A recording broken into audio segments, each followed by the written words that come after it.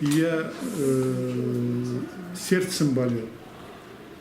Но потом, знаете, вот через некоторое время я начал работать в Москве. Какие там преграды были? Потому что татары проживают в Татарстане лишь где-то 20% татар. Тут же в Башкортостане, Нижнем Новгороде, Астрахани, Тюмени, сибирские татары, все сказали, что переходить на латиницу они не намерены.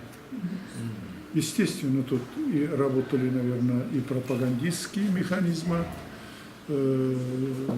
Мы серьезно задумались.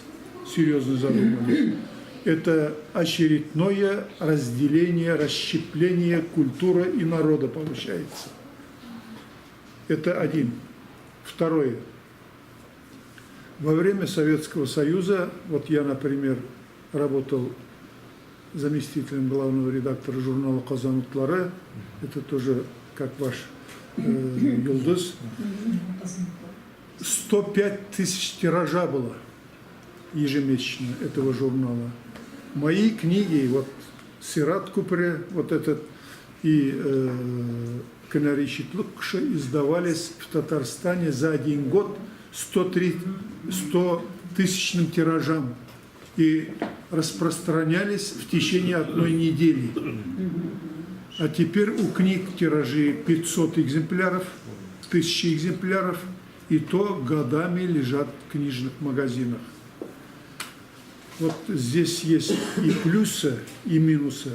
Плюс тот, чтобы нас весь тюркский мир читал, плюс, но минус, что мы теряем вот это великое наследие, созданное в советские годы.